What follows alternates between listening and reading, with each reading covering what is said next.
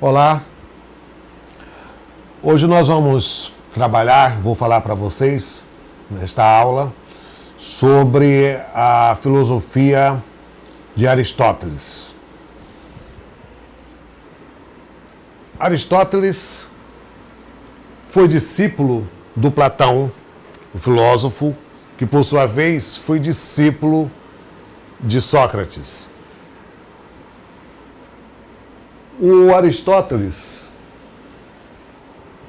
vai construir a filosofia dele muito diferente, praticamente oposta, ao contrário da filosofia do mestre dele, Platão. O Aristóteles, ele trabalha com a concretude da vida, da existência, com a realidade nua e crua. Ele vai trabalhar a matéria real. Ele parte da realidade para a metafísica. Ou seja, ele tem o ponto de partida na vida, na existência concreta, e, chegando ao momento, ele sai dessa realidade e começa a fazer a metafísica. Mas é o contrário do Platão. Porque o Platão, ele parte da metafísica para o concreto. Ele parte da existência pretérita, imaterial, para chegar à vida cotidiana da polis grega, da cidade. Já Aristóteles, ele parte da vida concreta para a metafísica. Ou seja, meta, além. Meta em grego é além. E física é a natureza. Metafísica, natureza no sentido concreto, de tudo que existe. Além do que existe aqui, visível, palpável. É isso que o Aristóteles vai colocar. Metafísica, além do físico, além do concreto. Ok? Ele foi conselheiro de Alexandre Magno e, quando voltou para a Grécia, ele fundou o Liceu. O Platão fundou a academia e o Aristóteles fundou o Liceu. Ambos são escolas em que eles praticavam a filosofia com seus alunos, com seus discípulos. O devir é a base da filosofia do Aristóteles. O que significa devir? Devir é movimento. Devir é vir a ser.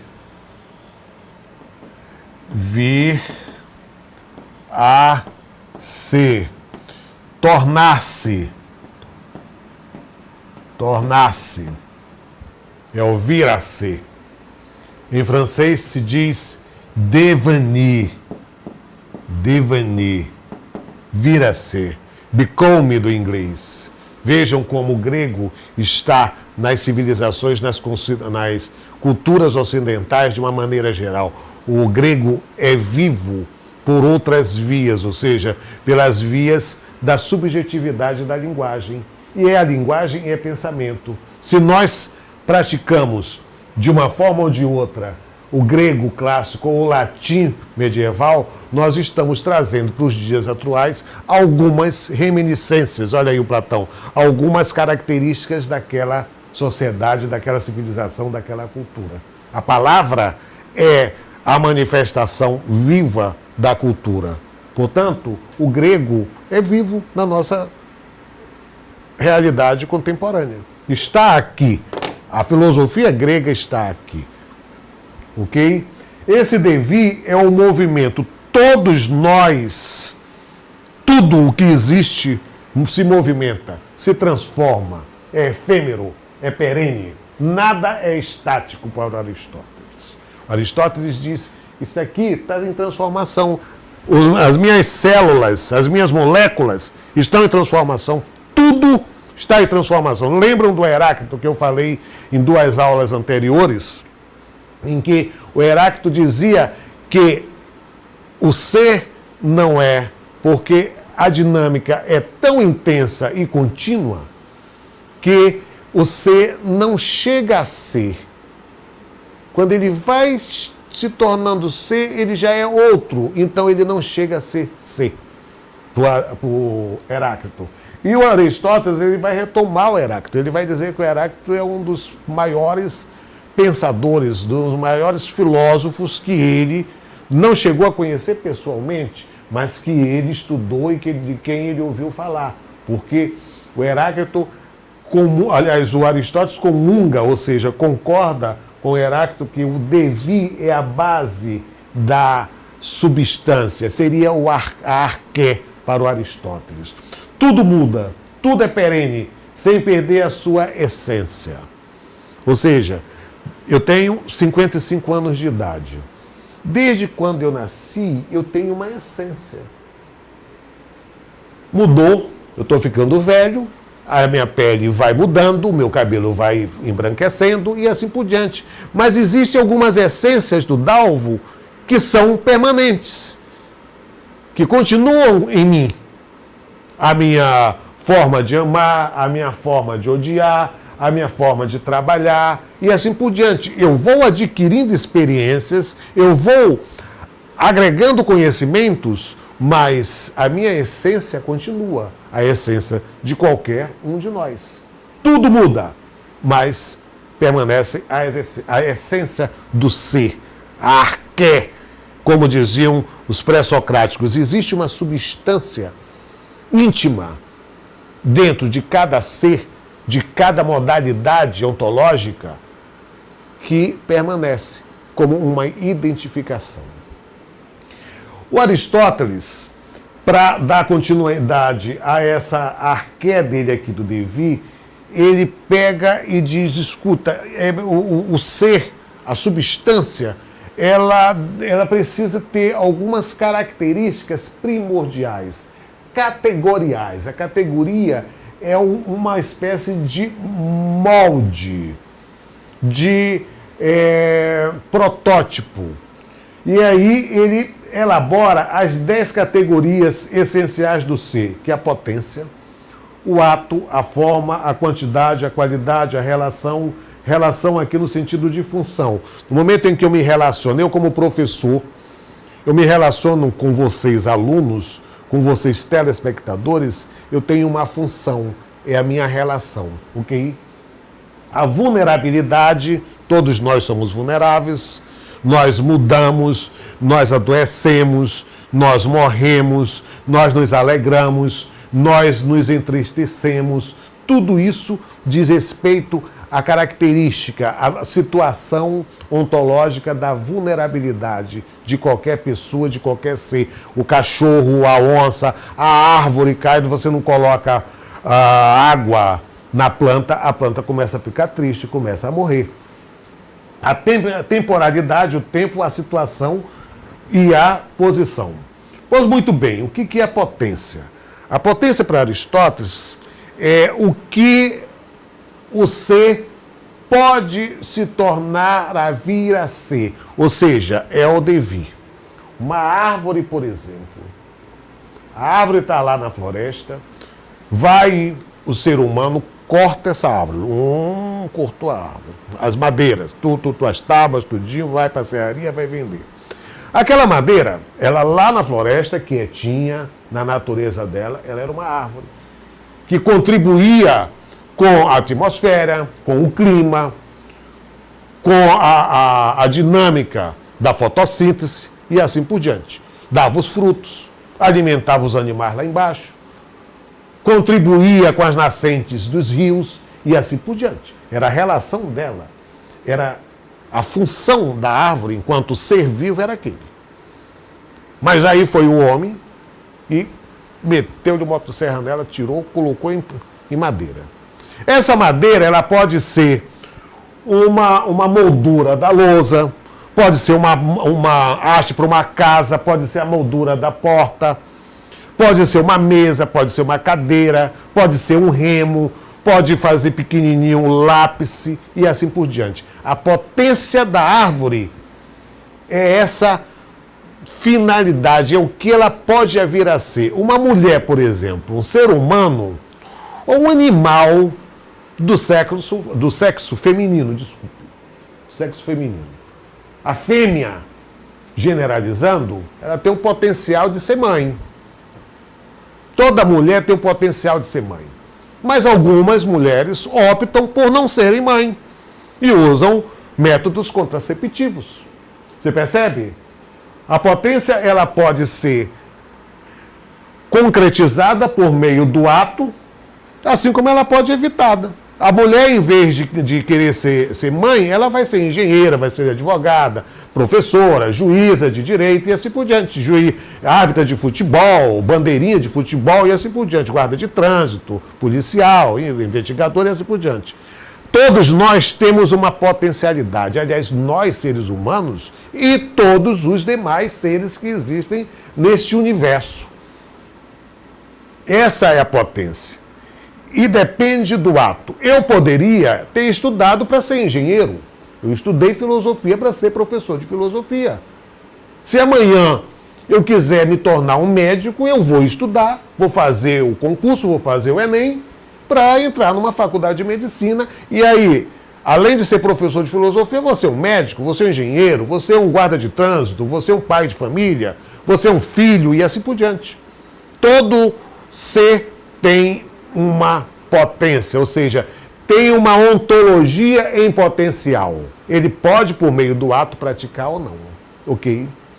Essa potência com o ato, que é a concretização da potência, vai dar uma forma. Da madeira, como eu vos falei, o ato, se o homem pegar a madeira e fizer um remo, é a forma do remo. Se ele fizer uma canoa, a madeira se tornou, essa potência aqui, pelo ato, se tornou a madeira, a canoa. Tornou uma mesa e assim por diante. Ou seja, essa potência, dependendo do ato, é o que dá a forma. Ok? Aí tem a quantidade, que é o peso, que é o numérico, a qualidade, a relação que eu já falei, que é a função. Eu, como professor, eu tenho a função de falar sobre filosofia para os alunos e para as alunas. Okay? Eu, como cidadão de uma cidade, eu tenho as minhas obrigações e os meus direitos. Eu pago os meus impostos, eu ando direitinho na calçada, estaciono o carro certinho, para não ter problemas. Ok? Tenho as minhas obrigações e tenho os meus direitos. Ok? Que é a minha relação na sociedade. Vulnerabilidade é a fraqueza, é o que pode acontecer conosco. Nós somos vulneráveis, todos nós somos vulneráveis. Não existe o invulnerável, aquele que é blindado, aquele que está isento de qualquer acidente, de qualquer contingência. Não. Só o supremo ser, que seria o Deus, é que está livre dessa vulnerabilidade. Todos nós estamos sujeitos a vulnerabilidades, ou todos nós somos vulneráveis. A temporalidade, o tempo. Eu nasci há 50 anos, 55 anos, estou vivendo até hoje, mas daqui a pouco eu vou morrer. Eu morro, todos nós vamos morrer. Esse negócio aqui, esse controle também vai desaparecer. Não está aqui para sempre. A pedra, que é a pedra, desaparece. Milhões e milhões de anos, mas desaparece. Ou seja, há uma temporalidade. Daqui, nessa categoria do Aristóteles, nós podemos também evocar a questão da teoria da relatividade do Einstein. Qual é a teoria da relatividade do Einstein? É que o tempo é relativo, dependendo da velocidade. Se eu for a 10 km por hora de uma cidade para outra, eu tenho um tempo para chegar lá. Se eu for a 200 km, eu tenho uma velocidade, eu tenho um tempo. Se eu for a 50 km, eu tenho outro tempo. Essa é uma das bases da teoria da relatividade do Einstein. É essa temporalidade. É o tempo que nós precisamos. É a cronologia. A situação, que é a situação agora que eu estou aqui, conversando com vocês, trabalhando, e a posição. Eu estou em pé, mas eu posso estar na posição vertical, na posição horizontal, na posição do status social, se eu sou professor, se eu pertenço a uma classe baixa, uma classe pobre, uma classe rica, uma classe abastada e assim por diante. Tanto no sentido da posição social como na posição física. Na posição física, você está adoentado, se está saudável e assim por diante. As 4 causas do ser. Tudo o que existe vem por conta dessas 4 causas que o Aristóteles sistematizou. A primeira causa, a causa material, é de que nós somos feitos. Qual é a nossa substância? Por exemplo, de carne, de osso, de moléculas, de células, enfim, é o que é o ser enquanto substância. A causa eficiente é de como é feita. Se a mão de obra for eficiente, sairá uma boa obra. Se não for eficiente, sairá capenga. Não sairá uma boa obra. Ok? Que é o ato para transformar a potência em outra matéria. É a transformação.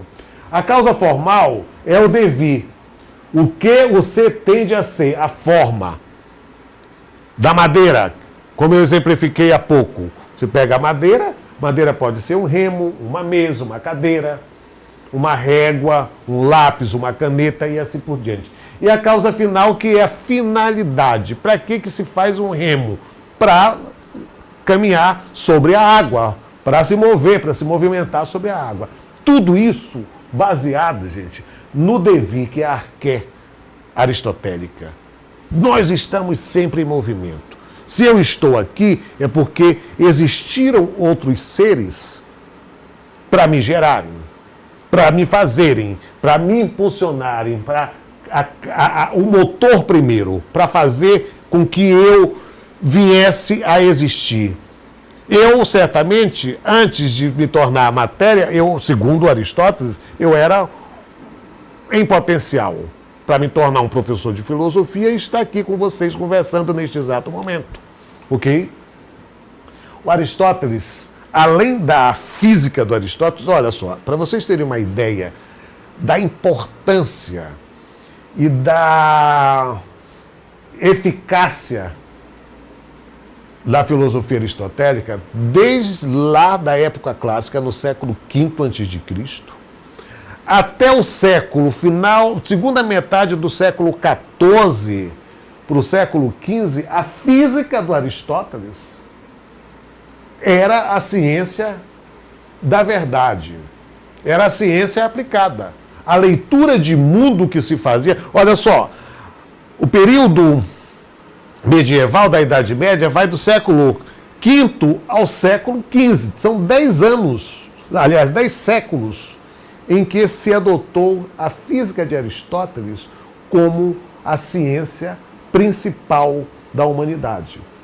Ela vai começar a declinar a partir do século XV para o XVI, com o Renascimento, com a Descartes, com a matematização da ciência, e que o Aristóteles, mas até hoje essa física ela é trabalhada, ela é considerada. O Aristóteles ainda é um filósofo a quem os cientistas recorrem. Por exemplo, o Marcelo Gleisi, que eu já tive a oportunidade de comentar com vocês, o Marcelo Gleisi escreveu um diálogo muito interessante em 2013, quando se fez a experiência da partícula de Deus, que era o Aristóteles e o Peter Berg num restaurante conversando. E aí o Aristóteles diz exatamente, o Peter Berg diz, não, mas a minha ciência, eu tive experimentação, eu fiz cálculos. Não é aquela observação sua lá da Grécia clássica, não. A minha ciência é ciência palpável. Aí o Aristóteles pega e diz para ele, escuta, o palpável ou não depende do que nós consideramos como verdade, como funcionalidade, ou seja, como utilidade para a sociedade. E a minha física, Aristóteles falando, decorreu 15 séculos. A humanidade acreditou na física que eu sistematizei ao longo de 15 séculos. As ciências de vocês começou a engatinhar no século XVIII. Ou seja, é recente. Aí o Peter Higgs balança a cabeça e diz, realmente, Peter Higgs balança a cabeça, não, realmente você tem razão. E lá na frente nós vamos ter a oportunidade de conversar sobre a epistemologia. Existem dois cientistas filósofos que trabalham exatamente nessa questão.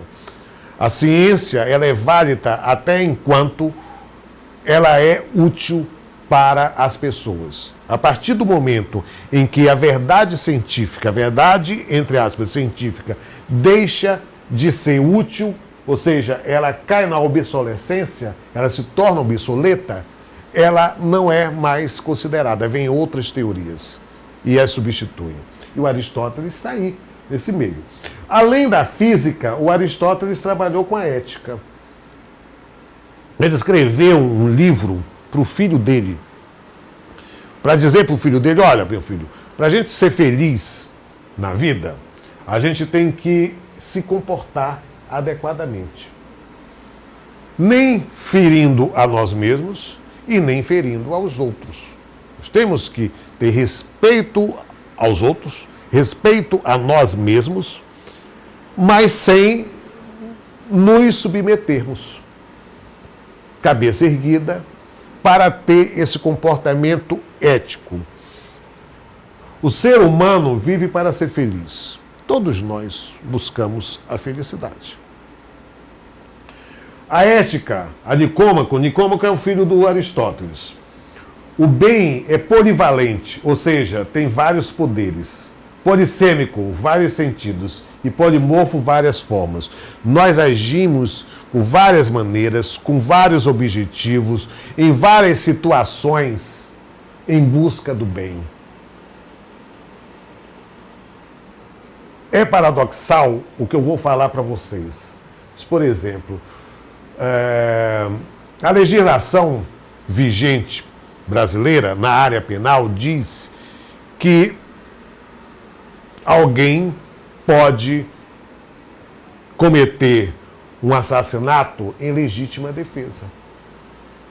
Se você está na sua casa, entra alguém estranho de uma maneira violenta, ou seja, para assaltar ou para magoar você, para matar você e sua família, você tem um respaldo legal para se defender dentro da sua casa e matar quem o invasou.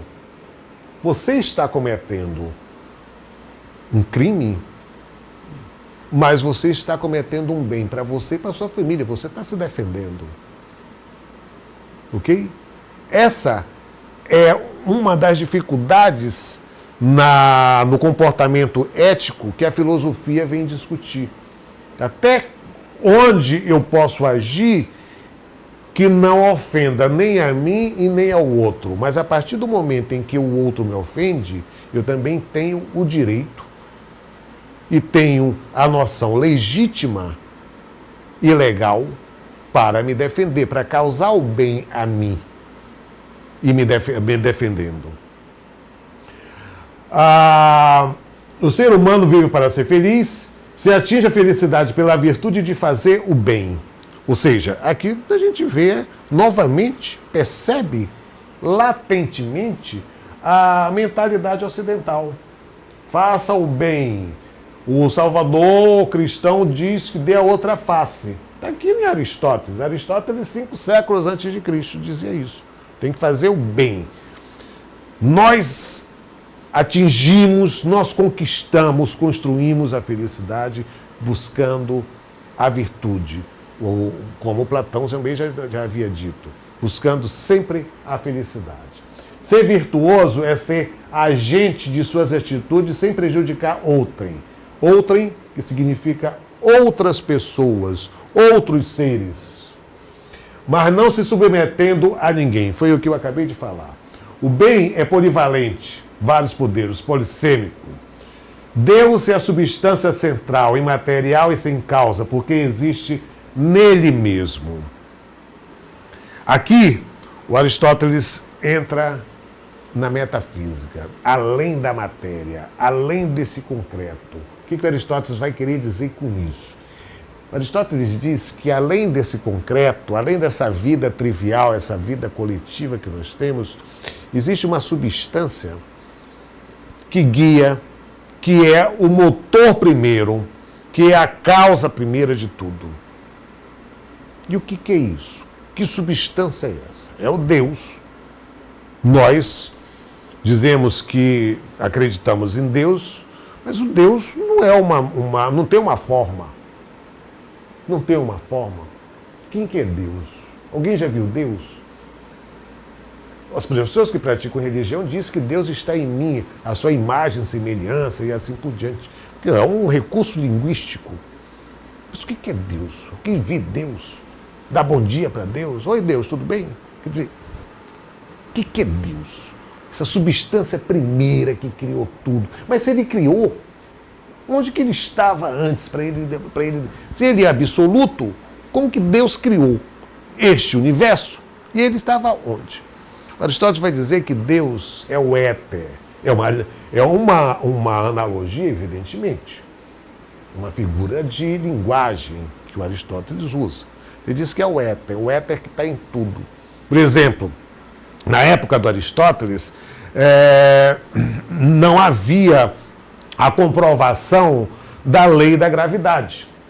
Essa lei que puxa a gente, que segura a gente não fica gravitando, segura a gente no chão.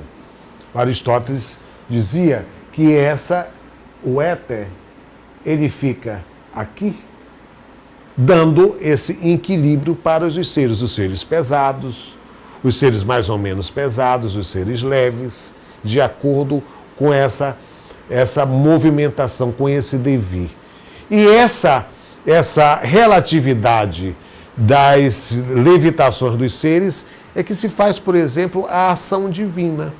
O divino está aí, o divino está em tudo. O Spinoza, um filósofo contemporâneo, moderno para contemporâneo, ele vai trabalhar com a questão do panteísmo. Panteísmo é a filosofia que diz que Deus está em tudo. Deus está em tudo. Tudo. A gente pode muito bem nos remeter aqui a Aristóteles nesse sentido também, dessa substância primeira, dessa substância imaterial sem causa porque existe nele mesmo.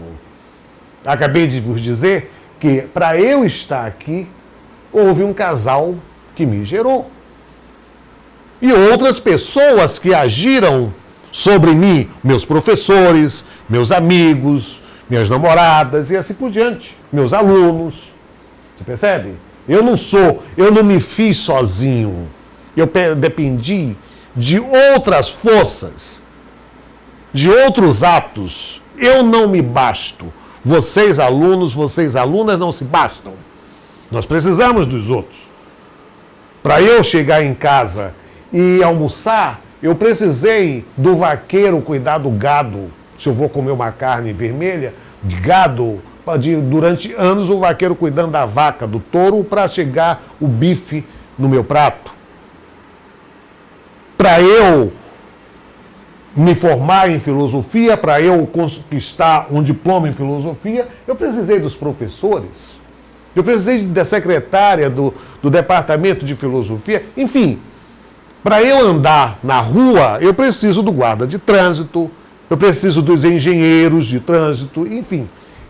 Eu estou dizendo isso para exemplificar esse ser em si mesmo, que o Aristóteles diz que é Deus, que é essa substância primeira que não tem tempo, que não tem ato, que não tem...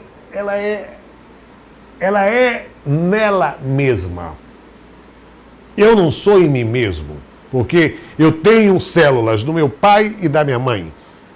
A genética, ela é feita com umas heranças genéticas do papai e da mamãe. Vocês, alunos e alunas também, tudo que existe. As plantas, os demais animais, tudo.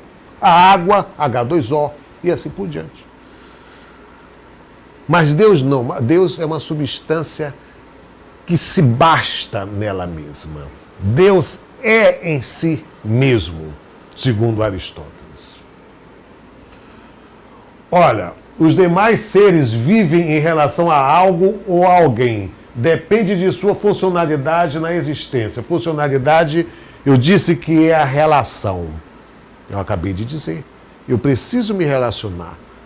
Eu preciso do meu patrão para pagar o meu salário. Eu preciso de que alguém me empregue para que eu trabalhe e consiga me manter. Eu preciso amar alguém. Eu preciso ser amado por alguém. Ou seja, a nossa função é a nossa relação no meio social e no meio natural onde nós vivemos. E isso vale também para cá para dentro. Este aqui está sendo dinamizado, é dinâmica, é o devir aqui. A minha pele, os meus cabelos, não são os mesmos lá quando eu tinha 18, 20 anos de idade. É a história do Heráclito. Não se banha no mesmo rio. Por quê? Porque eu caí aqui, um segundo após eu cair de novo, não é mais o mesmo rio. É outra substância. Qual é a substância do rio? É a água, H2O. Ok? A virtude é saber viver em sociedade equilibrando a razão e a emoção. Aí a onça bebe água. Porque como que nós, vulneráveis, conseguimos dosar, fazer o equilíbrio entre a razão e a emoção? A razão e a emoção. Para uma não se sobrepor à outra. Saber viver é fazer agir, conviver com as outras pessoas para que não haja essa desarmonia, a razão e a emoção. Essa é a opinião, é a sugestão do Aristóteles para o filho dele. Esse equilíbrio deve ser instrumento para a consciência de si na relação com outrem, ou seja, com as outras pessoas. Respeito, tolerância e consciência do dever e do direito próprio e dos outros. É eu ter consciência de que o outro também tem direitos. É eu ter consciência que eu tenho direitos, mas eu também tenho deveres e os outros também têm direitos e deveres. Percebam que se nós tivéssemos a cada momento da nossa vida cotidiana, seja em casa com a família, seja no trabalho com os colegas e amigos de trabalho, seja no restaurante, seja na rua, no trânsito, no cinema, no teatro, no bar, no restaurante, nós tivéssemos sempre essa noção do equilíbrio, da emoção e da razão. Eu, você, bilhões de seres humanos que habitam este planeta Terra. Será que a Terra será que a humanidade estaria numa outra situação, numa situação melhor do que nós vivemos agora? Ou será que essa situação conturbada, se nós formos ver a história da humanidade, é sempre conturbada. O século XX, o século passado, é um século de guerra. Se nós encontrarmos um ano durante os 100 do século passado, sem guerra, está no lucro. O século XX é um século marcado por guerras. Não as duas guerras mundiais, de 14 a 18 e 39 a 45, mas as guerras regionais. Vários lugares, várias regiões do mundo é guerra, guerra, guerra, guerra. Será que se nós lêssemos e praticarmos, obviamente, essa ética do Aristóteles, será que nós estaríamos relativamente, razoavelmente bem melhor do que nós vivemos agora? Porque a ética, gente, a ética, ela é a filosofia que interpreta e critica e sugere o comportamento na sociedade, comportamento coletivo.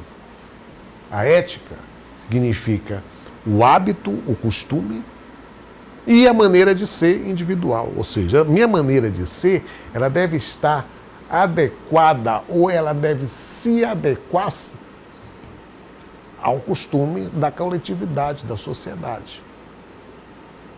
Será que se nós tomarmos com Aristóteles como uma regra para as nossas vidas, será que nós contribuiríamos melhor com a sociedade, com a qualidade de vida da sociedade? Quer dizer, a ética, filosoficamente falando, ela trabalha com o comportamento ideal das pessoas na dimensão individual para, somando-se, fazendo a coletividade o comportamento social. Essa é a ética. Agora eu queria chamar a atenção, nós vamos ter a oportunidade de conversar mais sobre a ética e retomar o Platão de uma outra, com outras perspectivas, mas o quanto a palavra, o discurso, a linguagem, é um instrumento muito curioso e muito importante nas nossas vidas. Enquanto essa etimologia das palavras, ela traz substâncias, significados. Por exemplo, ética. A ética, se eu pronuncio ethos, significa costume e hábitos. Costume social, hábito social. E se eu pronuncio ethos significa maneira de ser. Olha a sutileza do grego clássico, do qual nós herdamos o português, o francês, o italiano, as línguas indo-europeias. Que no coletivo, o aberto, que é coletivo, ele condiciona e te traz para a sua maneira de ser individual para cá, para o coletivo. Este senhor, o Sócrates, vai dizer que todo ser humano é um ser político. Por quê? Porque vivia na polis. E polis, em grego, era cidade e estado. A cidade era o ambiente urbano, era o centro urbano onde se vivia. Por isso é que ele vai dizer que todos nós somos políticos. No latim, adveio o cidadão. Na Constituição brasileira diz que todos têm o direito e a obrigação da cidadania. Eu tenho o direito de ser cidadão, de ser assistido pelo Estado, mas eu também tenho o dever de contribuir com a boa dinâmica do Estado, cumprindo com as minhas obrigações cívicas, políticas, pagando imposto, trabalhando, não cometendo deslizes legais e nem legítimos e assim por diante. O Aristóteles vai ser um filósofo de suma importância para a mentalidade ocidental, tanto no aspecto da física, da ciência da física, como no aspecto da ética. Infelizmente, nós não a praticamos. Não quer dizer que o Aristóteles seja o dono da razão, o dono da verdade, mas ele é um dos que contribuem, e contribuíram e continuam contribuindo com a humanidade, para os bons comportamentos, para os bons pensamentos e assim por diante. Obrigado, até a próxima.